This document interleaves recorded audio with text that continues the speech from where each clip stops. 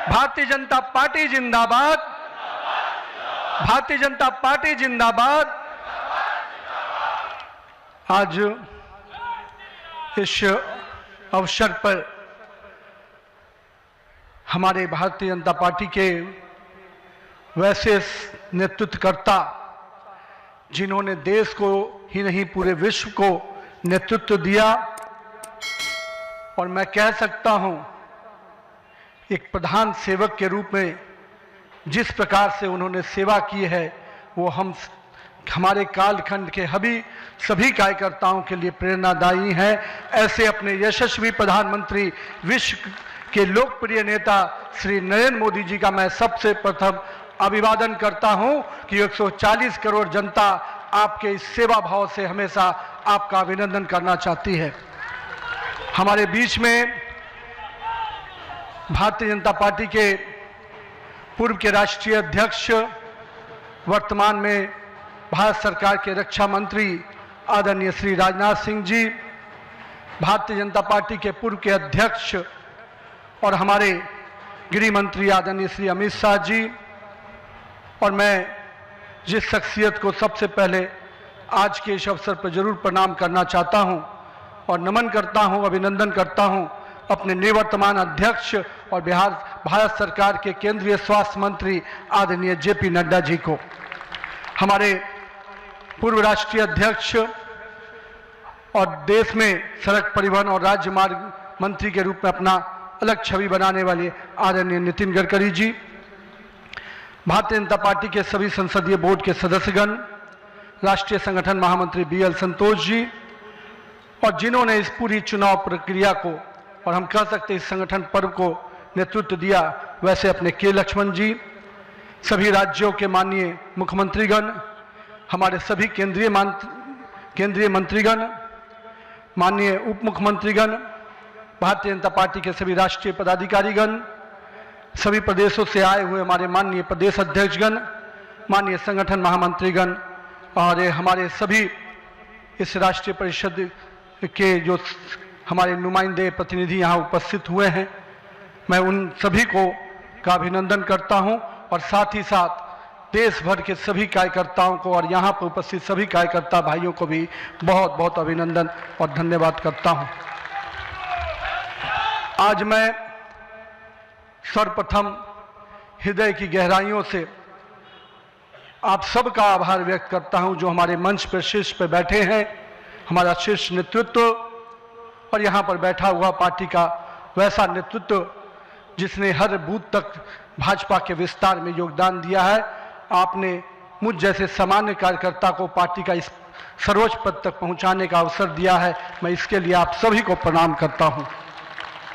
माननीय आदरणीय प्रधानमंत्री जी, मैं हृदय से आपका आभार व्यक्त इसलिए करता हूं क्योंकि हम लोग ने हमेशा दूर से ही एक कार्यकर्ता के रूप में किस प्रकार से आप देश सेवा का काम लगातार कर रहे हैं। हमने हमेशा देखा कि जब पहली बार मैं गुजरात के आनंद में आपके साथ एक कार्यक्रम में शिरकत किया था, मुझे याद है मैं उस समय राष्ट्रीय महामंत्री था और मैंने कहा जब आपको उस समय सद्भावना मिशन के कार्यक्रम में एक एक व्यक्ति को सुनते देखा और जब कार्यक्रम की समाप्ति के बाद आपने अपना ग्रीन रूम में हम लोग से जब बातचीत किया तो किस भाव से वो इतने बड़ी संख्या में गुजरात के लोग आते क्यों हैं, आपने हम वहां पर बैठे हुए लोगों को समझाया कि ये व्यक्ति, ये जो इतने लोग आते हैं, ये केवल हमसे गुजरात की जो भावना जुड़ी है, जो विकास की भावना गुजरात को हमने अपने साथ जोड़ा है, इसके कारण इतने लोग आते हैं। मैंने उस दिन समझा कि एक व्यक्ति बड़ा तब बनता है जब लोगों की भावनाओं से अपने आप को जोड़ता है। मैं इसके लिए आज आपका इसलिए भी अभिनंदन करता हूं क्योंकि आपके कार्यकाल में मैंने देखा कि जो भाजपा की सोच रही है सर्वव्यापी और सर्वस्पर्शी, आपने उस सोच के साथ काम किया। आपने जो मूल मंत्र दिया, सबका साथ, सबका विकास, सबका विश्वास, सबका प्रयास, आज देश का हर पूरा जनमानस उसके साथ अपने आप को जोड़कर देख रहा है। मैं आज इस अवसर पर पुनः पूरे आदर और सम्मान के साथ अपने निवर्तमान अध्यक्ष जेपी नड्डा जी का अभिनंदन करता हूं, इसलिए कि पिछले कार्यकाल में मैंने देखा कि किस प्रकार से संगठन को आपने अभूतपूर्व रूप से विस्तार खुद करते हुए किया। साथ ही साथ कार्यकर्ता आधारित कैसे राजनीति हो इसको आपने बढ़ाया। और अभी बहुत बड़ी बात हम लोग सब लोगों ने देखा, जिस कोरोना कालखंड में एक एक व्यक्ति अपने घर के अंदर महफूज हो रहा था, उस समय सेवा के उस परंपरा को, सेवा की संस्कृति को आपने जिस प्रकार से समाज में भाजपा कार्यकर्ताओं से आह्वान किया कि आप जाइए, आगे बढ़िए और सेवा के भाव से इस देश में कोरोना कालखंड में लोगों की सेवा कीजिए। पूरा संगठन आपके साथ खड़ा रहा। माननीय प्रधानमंत्री जी का जो निर्देश था उसको आपने जिस तरीके से लागू किया वो हम सब कार्यकर्ताओं के लिए अनुकरणीय हुआ। और मैं इसलिए उस समय को याद करता हूं कि जब विपक्ष के लोग घर में दुबके थे और भाजपा कार्यकर्ता हर काल कोरोना के पीड़ितों की सेवा में लगा था, वो कहीं ना कहीं माननीय प्रधानमंत्री जी का यशस्वी नेतृत्व था, आपका मार्गदर्शन था, तभी हम उस कालखंड से, उस आपदा से निकलकर बाहर आ पाए। मैं आज इस अवसर पर पार्टी के अपने पूर्व के सभी राष्ट्रीय अध्यक्ष को स्मरण भी करता हूं और हमारे कई राष्ट्रीय अध्यक्ष जो यहाँ पर बैठे हैं, मैं उनका भी अभिवादन करता हूं। मैं देखा हूं 2006 में मैं पहली बार जब विधायक बना, उस कालखंड से लेकर किस प्रकार माननीय हमारे पूर्व के राष्ट्रीय अध्यक्ष राजनाथ सिंह जी ने पार्टी के कामों को हमेशा हर कार्यकर्ता से जोड़ने का प्रयास किया। मैंने जब नितिन गडकरी जी को देखा तो मैंने देखा कि किस प्रकार से संगठन के हर मोर्चा और सेल को उन्होंने गढ़ने का काम किया। और मैंने जब गृह मंत्री जी को राष्ट्रीय अध्यक्ष के रूप में देखा तो बूथ तक के कार्यकर्ताओं की चिंता करते हुए मैंने उनको देखा। मैंने उनको इस रूप में देखा कि किस प्रकार से आज पार्टी का जिस स्थान पे हम लोग आज खड़े हैं, कार्यालय कार्यकर्ता के लिए मैं कह सकता हूं तीर्थ स्थान होता है, और जहां से कार्यकर्ता अपनी ताकत पाता है, उस कार्यालय को भी आपने किस प्रकार से पूरे देश में एक निर्माण करने की योजना बनाई। और आज हर बूथ का कार्यकर्ता अपने आप को उस तीर्थ पर जाकर अपने आप को धन्य महसूस करता है। मैं आज अपने पूर्व के सभी राष्ट्रीय अध्यक्षों को इस अवसर पे बहुत बहुत अभिनंदन करता हूं और साथ ही साथ उन सब को स्मरण करते हुए उनका आभार व्यक्त करता हूं कि उन्होंने पार्टी को इस मुकाम तक पहुंचाने में बहुत बड़ा योगदान दिया है। मैं आज नमन करता हूं उन लाखों कार्यकर्ताओं को जिन्होंने पार्टी का संगठन, राष्ट्रवाद के विचार और भारत माता की मान बढ़ाने के लिए अपना जीवन न्यौछावर किया। आज उनकी तपस्या और त्याग ही है का परिणाम है कि आज पार्टी इस ऊंचाई तक पहुंच पाई है। मैं उस भूमि से आता हूं जहां महात्मा बुद्ध, महावीर, चाणक्य, सम्राट अशोक, आर्यभट्ट, गुरु गोविंद सिंह, जेपी, राजेंद्र बाबू और जननायक कर्पूरी ठाकुर की वो भूमि को भी मैं नमन करता हूं। उस पाटलिपुत्रा की भूमि को भी नमन करता हूं। साथ ही साथ इस अवसर पर मैं अपने माता और पिता को भी निश्चित रूप से स्मरण करते हुए उनको नमन करता हूं, क्योंकि कहीं ना कहीं आज मेरे व्यक्तित्व में किसी एक शख्सियत का मैं मानता हूं तो निश्चित रूप से मेरे माता पिता का संस्कार, पार्टी का विचार और कहीं ना कहीं मेरे बड़ों का मार्गदर्शन मुझे यहाँ तक पहुँचाया है और मेरे कार्यकर्ताओं का स्नेह मुझे यहाँ पर पहुँचाया है। आज के दिन मैं अपने क्षेत्र की जनता को भी प्रणाम करता हूँ, जिसने मुझे एक विधायक के रूप में चुना जरूर, पर संगठन ने मुझे जिस प्रकार से गढ़ने का काम किया, आज मैं इसी कारण से उस जनता के आशीर्वाद और पार्टी के मार्गदर्शन के कारण यहाँ तक पहुँच पाया हूँ। आज का क्षण मेरे लिए संकल्प का क्षण है। आज सिर्फ एक पद को धारण नहीं कर रहा हूँ, मैं पार्टी के इस विचार को, परंपराओं को, एक राष्ट्रवादी आंदोलन की जिम्मेदारी को स्वीकार कर रहा हूँ। और मैं इस अवसर पर साथ अपने सभी वरिष्ठ कार्यकर्ताओं को भी प्रणाम करता हूँ। साथियों, हम लोगों ने देखा है श्यामा प्रसाद मुखर्जी जी का प्रखर राष्ट्रवाद किस प्रकार से हमारे हर कार्यकर्ताओं के मन में बसा हुआ है। पंडित दीनदयाल जी के उपाध्याय के अंत्योदय और माननीय स्वर्गीय अपने सधे भारत रत्न अटल बिहारी वाजपेयी जी का सुशासन की राजनीति, आज माननीय प्रधानमंत्री जी उसको आत्मसात करते हुए विकसित भारत की परिकल्पना हम सबके सामने रखी है। और आज 140 करोड़ भारतवासी अपने आप को इस विकसित भारत के सपने के साथ जोड़कर देश को आगे बढ़ाने में लगा है। मैं इसके लिए तहे दिल से माननीय प्रधानमंत्री जी का आभार व्यक्त करता हूँ। अभी माननीय प्रधानमंत्री जी अपने संबोधन में बता रहे थे किस प्रकार से अंत्योदय की योजनाओं को उन्होंने नीचे उतारा है। जल जीवन मिशन ही नहीं, हम महिलाओं को 11 करोड़ शौचालय की योजना को भी याद करना चाहेंगे। किस प्रकार से महिलाओं का सम्मान बढ़ा, 13 करोड़ 4 करोड़ लोगों को पक्के मकान मिले, 42 करोड़ लोगों को आयुष्मान भारत, 56 करोड़ लोगों के जनधन खाते खुले। मुझे आज भी याद है जब जनधन खाता खोलाने की बात हो रही थी तो कई लोग देश में, जब हम भाजपा के लोग इसको आगे बढ़ा रहे थे तो लोग हमारा मजाक उड़ा रहे थे। पर मैं आज भी मानता हूं, गरीब के खाते में अगर 1 रुपया दिल्ली से चलता है तो 1 रुपया अगर गरीब के खाते में पहुंच पाता है तो ये कहीं ना कहीं उस जनधन खाते का वरदान के रूप में मैं देखता हूं। मैं आज के दिन माननीय प्रधानमंत्री जी के इस सबके साथ और सबके विकास के इस नारे को फलीभूत होता देख रहा हूं। हम लोगों ने लंबे समय से कुछ नारे को, भाजपा के कार्यकर्ता, हमारे जनसंकाल के कार्यकर्ता लगातार कुछ नारे को गढ़ते थे। रामलल्ला हम आएंगे, मंदिर वहीं बनाएंगे, जहां हुए बलिदान मुखर्जी वो कश्मीर हमारा है, एक देश में 2 विधान 2 प्रधान 2 निशान नहीं चलेगा। साथियों, आज भाजपा के कार्यकर्ताओं ने वो कालखंड देखा जब अयोध्या का भव्य राम मंदिर का मार्ग प्रशस्त हुआ। आज जम्मू कश्मीर की जनता ने 370 धारा से मुक्ति का दौर देखा। आज सांस्कृतिक व राष्ट्रवाद की विचारें और मजबूत हो रही हैं। साथियों, मुझे याद है अब वो समय जब हम लोग आज श्रीनगर के लाल चौक पर तिरंगा लहराते देखते हैं तो गर्व की अनुभूति होती है। हमने वो दौर भी देखा था जब पाकिस्तान के झंडे लहरा रहे थे और दिल्ली की सरकार बैठकर मौन बैठी थी उस समय, क्योंकि वो समय हम लोगों ने युवा मोर्चा के कालखंड में काम करने का जब मौका मिला था तो हमने देखा था उस समय जब माननीय प्रधानमंत्री जी उस कालखंड से 370 को समाप्ति किए तो कहीं ना कहीं पूरे कश्मीर की फिजा बदली है और आज कश्मीर का लाल चौक तिरंगे से लहराया नहाया नजर आता है। ये परिवर्तन हमारे देश में आया है। साथियों, हम भारतीय जनता पार्टी के उस समान राजनीतिक दल नहीं जिसके लिए हम काम करते हैं, हम उस विचार के साथ काम करते हैं जिस विचार से हम राजनीतिक अभिव्यक्ति के साथ साथ उस नारे के साथ काम करते हैं जहां राष्ट्र प्रथम के नारे, नेशन फर्स्ट, पार्टी नेक्स्ट और सेल्फ लास्ट, माननीय प्रधानमंत्री जी ने इस नारे के साथ हम लोग को जोड़ा है, हमारे नेतृत्वकर्ता ने हमें जोड़ा है और हम सब के लिए ये प्राथमिकता होनी चाहिए कि हम राष्ट्र के आगे रखकर ही अपने कामों को आगे बढ़ाएं।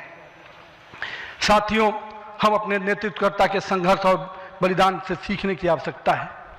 ये हम वैसे राजनीतिक दल के लोग हैं जहां राजनीतिक सत्ता नहीं साधना है, राजनीतिक भोग नहीं त्याग है, राजनीतिक ऐशो आराम नहीं तपस्या है, राजनीतिक कोई पदभार नहीं उत्तरदायित्व है। तो आइए हम सब कार्यकर्ता इस संकल्प के साथ अपने नेतृत्वकर्ता के इस परिश्रम और पुरुषार्थ के साथ अपने आप को जोड़े। मेरे प्रिय कार्यकर्ता साथियों, यदि भाजपा आज विश्व की सबसे बड़ी राजनीतिक दल बनी है तो इसका मुख्य कारण हमारा प्रेरणादायी नेतृत्व है, हमारा विचारधारा है और हमारे लाखों कार्यकर्ताओं का मेहनत है। वो कार्यकर्ता जो बिना फोकस में आए अनवरत काम करता है, वो कार्यकर्ता जो कठिन से कठिन परिस्थिति में भी भारत का ध्वज झुकने नहीं देता है, वो कार्यकर्ता जो सीना ठोक के कहता है तेरा वैभव अमर रहे माँ, हम दिन 4 रहे न रहे। आइए इस भारत की कल्पना को जो माननीय प्रधानमंत्री नरेंद्र मोदी के नेतृत्व में लगातार हम आगे बढ़ रहे हैं, आज हम भी उस परिकल्पना के साथ अपने आप को जोड़ें। हमारे नेताओं कार्यकर्ताओं का परिश्रम ही है जो आज हम यहाँ तक पहुँचे हैं, लेकिन वर्तमान पीढ़ी को भी अपने हिस्से का त्याग, तपस्या और पुरुषार्थ करना होगा, क्योंकि विकसित भारत के अगर संकल्प को सिद्धि तक पहुँचाना है, एक ऐसा भारत जहाँ समृद्धि भी हो, सशक्त भी हो, समरस भी हो, आत्मनिर्भर भी हो, तो हमारे कालखंड के कार्यकर्ताओं को भी अपने हिस्से का पुरुषार्थ, त्याग और तपस्या करना पड़ेगा।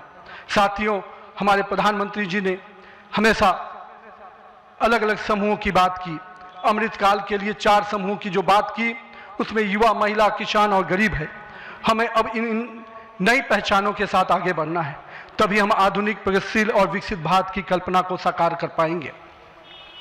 आज 15 अगस्त 2024 के दिन जब माननीय प्रधानमंत्री जी ने आज भी उसकी चर्चा की और 15 अगस्त 2024 को जब लाल किले की प्राचीर से माननीय प्रधानमंत्री जी ने युवाओं को सार्वजनिक जीवन में आने का आह्वान किया, तो मैं देश के युवाओं से कहना चाहूँगा, राजनीति से दूरी समाधान नहीं, सक्रिय भागीदारी ही समाधान है। आइए एक सकारात्मक राजनीति के लिए युवाओं को आगे आने की आवश्यकता है। लेकिन साथ ही साथ मैं युवा साथियों से कहूँगा, मेरे भाइयों, राजनीति शॉर्टकट नहीं है, राजनीति 100 मीटर का रेस नहीं है, राजनीति लॉन्ग मैराथन है जहां स्पीड का नहीं स्टेमिना का टेस्ट होगा। तो आइए राजनीति के इस पिच पर हम अपनी जड़ों को मजबूत कर कर काम करें। और भारतीय जनता पार्टी का वॉच टावर तो बहुत स्ट्रांग होता है मित्रों, इसलिए आप अपने बूथ में निरंतर रूप से काम करते रहिए, अपने मंडल में काम करते रहिए। भाजपा का वॉच टावर, भाजपा का केंद्रीय नेतृत्व इतना मजबूती तरीके से हर पारी से नजर रखता है, कहीं ना कहीं आपको भी उस मुकाम तक पहुंचाएगा। साथियों, आज जब भारतीय जनता पार्टी के कार्यकर्ता माननीय प्रधानमंत्री जी अभी हम सबको बता रहे थे कि किस प्रकार से पंचायत से पार्लियामेंट तक का सफर के लिए हर एक कार्यकर्ता लगे, हम आज इस अवसर पर जहां केरल, महाराष्ट्र, गोवा और अरुणाचल प्रदेश के स्थानीय निकाय में हुई शानदार जीत के लिए अपने सभी कार्यकर्ताओं को और उस क्षेत्र की जनता का भी आभार व्यक्त करते हैं। लेकिन मित्रों, अगर पंचायत से पार्लियामेंट का सफर तय करना है और लगातार हर जगह पर भारतीय जनता पार्टी का परचम लहराना है तो हमको अपने समय के लिए पूरा मेहनत और परिश्रम की पराकाष्ठा करनी होगी। चूंकि अगर 2047 का विकसित भारत बनाना है तो हमको भी अपने पूरे मेहनत और परिश्रम के साथ उसमें जुड़ना होगा। साथियों, हाल में हमने देखा किस प्रकार से तमिलनाडु के एक पहाड़ी के पवित्र कार्तिकेय दीपम को रोकने का प्रयास विपक्षी दलों के द्वारा किया गया। यह नहीं है किसी रोकने के लिए विपक्ष के लोगों ने साजिश नहीं की। हमें याद है, हम लोग अभी हाल में देख रहे थे किस प्रकार से न्यायाधीश के विरुद्ध भी महाभियोग लाने का प्रयास किया गया। आज हम जब सोमनाथ की बात करते हैं और स्वाभिमान पर्व मनाने की प्रयास करते हैं तो विपक्षी दलों के लोगों को तकलीफ होती है। हमारा मानना है कि इस तरह की परंपराओं को रोकने वाली ताकतों को परास्त करने की आवश्यकता है। राम सेतु के अस्तित्व को नकारने वाले कार्तिकेय दीपम का विरोध करने वाली ताकतों को भारत की राजनीति में अब कोई स्थान नहीं मिल सकता, ऐसा हमें प्रयास करना है। साथियों, अगले कुछ महीने में तमिलनाडु, असम, बंगाल, केरल और पुडुचेरी में चुनाव होने जा रहा है और वहां की डेमोग्राफी की पूरी चर्चा हो रही है। किस प्रकार से बदले हुए डेमोग्राफी में वहां चीजें बदल रही हैं और हमारे लिए अपने आप में एक चुनौती है। लेकिन हम पूरी तरह से आश्वस्त हैं कि भाजपा का कार्यकर्ता अपने संघर्ष और परिश्रम के बल पर इन 5 राज्यों में सशक्त भाजपा का नेतृत्व प्रदान करने जाएगा। और हम हमेशा विश्वास करते हैं कि हमें अपनी आस्थाओं के केंद्र के लिए और सनातन परंपराओं को केंद्र को बचाने की लड़ाई अगर लड़नी है तो निश्चित रूप से अपने देश को सुरक्षित रखने की लड़ाई लड़नी है तो इन 5 राज्यों में हमें एक मजबूत ताकत बन के आना है। आज हमारे राष्ट्र की चेतना का उद्घोष का समय वंदे मातरम का 150वीं वर्षगांठ मना रहे हैं। वंदे मातरम का स्मरण आते ही मन में ऊर्जा और उत्साह बढ़ जाता है। हमें पूरा ध्यान में है कि एक एक व्यक्ति जब वंदे मातरम का जय घोष करता है तो उसके अंदर से जो ऊर्जा आती है वही ऊर्जा इस देश को आगे बढ़ाने में काम आती है। तो आइए हम सबको मिलकर 150वीं वर्षगांठ को हर जन जन तक पहुंचाएं, हर युवा तक पहुंचाएं, हर महिला तक पहुंचाएं, क्योंकि वंदे मातरम हमारे अंदर का वो विश्वास है जो इस देश के विकास के साथ जुड़ेगा। सत्ता को सेवा का माध्यम बनाते हुए माननीय प्रधानमंत्री जी ने पिछले 25 वर्षों में जिस प्रकार से सरकार के मुखिया के रूप में गुजरात में और अब देश के प्रधानमंत्री के रूप में भारत के विकास में लगातार अब काम कर रहे हैं, निश्चित रूप से आपका प्रेरणादायी नेतृत्व हम जैसे नए कार्यकर्ताओं के लिए, हम जैसे पार्टी के कार्यकर्ताओं के लिए एक मापदंड है जिसको हम लोग निश्चित रूप से आपसे सीखते हैं। और मैं तो कहूँगा कि जिस सुशासन को मॉडल को आपने पूरे देश और विश्व में स्थापित किया है, अन्य सभी राज्य सरकारों को भी उस मॉडल के साथ काम करना चाहिए, तभी हम विकास के सही मापदंड को अंतिम व्यक्ति तक पहुंचा पाएंगे। आइए हम सब मिलकर विकसित भारत के संकल्प को पूरा करने की भागीदारी सुनिश्चित करें। एक शक्तिशाली गतिमान संगठन के साथ राष्ट्र निर्माण की इस यात्रा को नई ऊंचाइयों तक लेके चले। भारत माता की जय। वंदे मातरम।